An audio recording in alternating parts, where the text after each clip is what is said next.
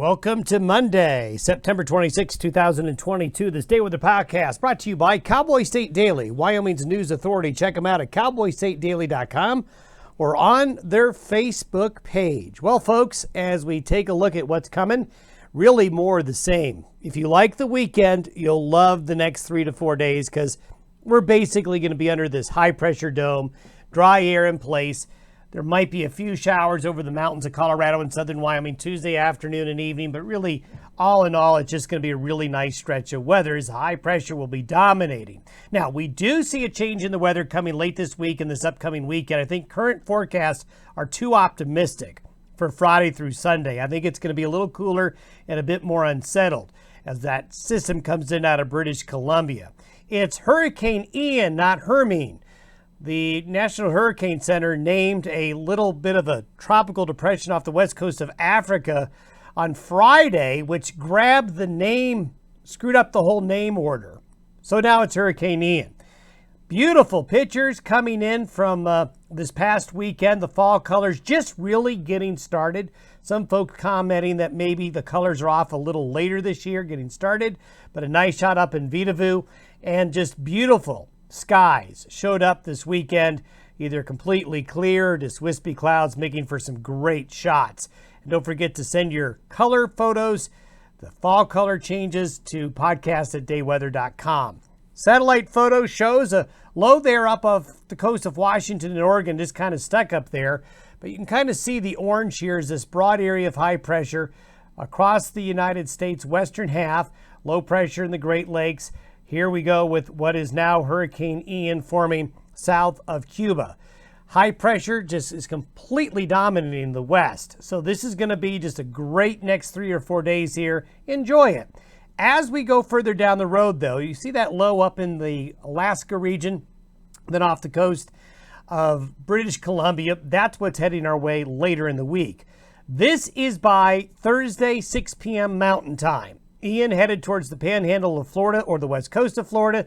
And then you can see this system beginning to encroach. Now, it's not terribly cold, nor is it a terribly strong system, but there's a pocket of cool, moist air coming off the Pacific and moving into the central and northern Rockies and northern Plains states. And it really starts to move in Thursday night, but especially between Friday through Sunday. So it's going to bring about a change. This is the forecasted track of Ian. Now, where you see the M means major hurricane. That means wind gusts of in excess of 110 miles an hour. So you can see threatening the Tampa Bay area, the west coast of Florida, maybe clipping that Fort Myers area. The track could still end up being a little more west or a little more east, but you can see it's a foregone conclusion that there is going to be a hurricane in Florida with the remains heading up to the north and east as we go into this week. This is the rainfall forecast, and you can see just on the far western coast there, between 10 to 15 inches of rain possible. If that hurricane tracks a little more east, that purple and red area could come more inland. So be ready, Florida. As we get into the weekend, this is by Saturday. Here are the remains of Ian parked over the southeastern United States, and here's this low, just kind of sitting over the Rockies and the northern plains. So this cools us off. This brings clouds, and this will bring areas of rain showers and thunderstorms late this week and the weekend across the northern and central Rockies. Now, snow levels are going to be fairly high since this is not a terribly cold system, but I do see a little bit of mountain snow possible.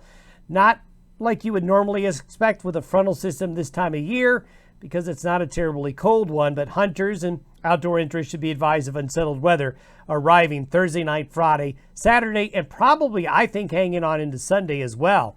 Precipitation could be pretty impressive. This is the forecast through 6 p.m. Saturday of the potential for rain across the Intermountain West as it comes on through.